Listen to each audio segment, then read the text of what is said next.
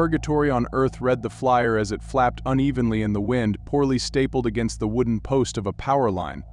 It was an interesting title, not exactly the alluring intro phrase most religious recruitment ads used. For what I knew of Purgatory, it wasn't exactly a place most people were itching to get into in a hurry. Still, I was curious enough to see exactly what sort of sales pitch this group had prepared, and I had nothing better to do than wait for the bus to take me back home from work. Are you tired of suffering? Are you tired of feeling guilty? Are you sick of having to confess your sins each and every time you stray from the path? What if you could say goodbye to all of that? What if you could purge your sins and all of those negative feelings for good? We don't mean when you get to heaven, we mean now. Today, cleanse your soul forever by hearing His voice. The choir of heaven will deliver you to peace on earth.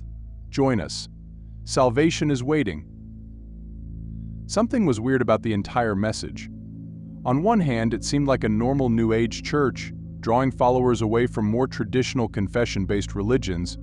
On the other hand, it was quite the lofty promise that their church could make a person never suffer or feel guilt ever again.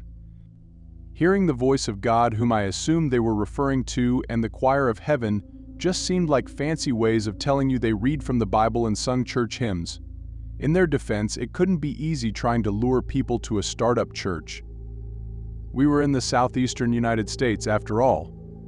You could find churches of every denomination with ease, whether you wanted to or not. At the bottom of their flyer there was only a website, no address or phone number to be found.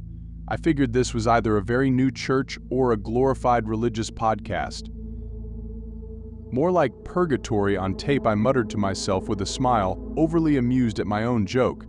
I took a photo of the flyer with my phone and loaded onto the bus that had finally arrived. A couple of weeks passed before I even thought about that flyer again. It had only been a passing curiosity while I waited for the bus. I wasn't particularly looking for any religion in my life, let alone salvation.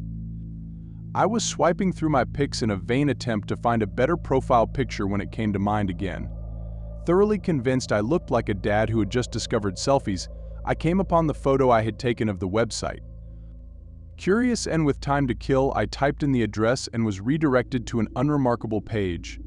The website was no more than a white slate with a play icon and a single sentence in black text that read, "Please use headphones." I searched through my cluttered desk for a set of earbuds, wondering why I was going through all this trouble for what was probably no more than a low-budget sermon. Finding a tangled pair, I impatiently unraveled them, plugged in, and clicked play. I awaited to hear this magical secret to living a life free of all guilt and pain. The sound that came through those headphones did not belong to any preacher or church choir. I wish I could find the right adjectives to describe the horror that flew into my ears.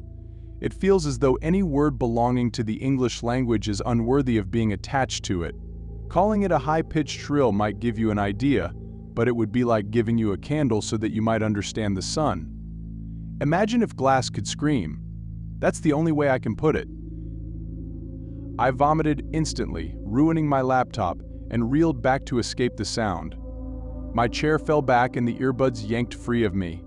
I came down hard on the ground, my head smashing into thin carpet. I felt nothing. The sound did not stop.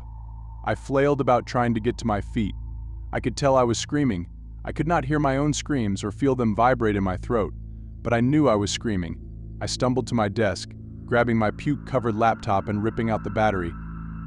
The sound did not stop. I vomited again. I could not taste it. My confusion was dwarfed by the sound.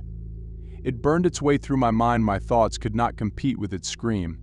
My legs buckled and I collapsed onto the desk. My entire body trembled. I didn't want to move anymore, as if laying motionless would bring me some comfort. There was none. No sleep ever came, but darkness did. I was blind before sunset. I don't know how many days passed. I only knew the sound, and that it was the reason I lay unmoving in a puddle of my own filth. I wanted the end to come, but the noise drowned out even my desire for death. Then there was no sound. There was only a voice. I could not understand what it said. Its words were fire and light, and they enveloped me in a brilliant flash. I felt myself burn away, my last thoughts a mix of peace and ash. That was 3 days ago. I'm writing this now from a print shop nearest to my apartment. My laptop is unrecoverable. I know you want to know what happened, but I cannot give you any explanation that will satisfy your curiosity. Nothing I can say will graze the surface of what I have witnessed. Only the voice can show you. I can only tell you that I have found peace, and it burns. I have to go, my flyers are ready, and there is so much work to be done.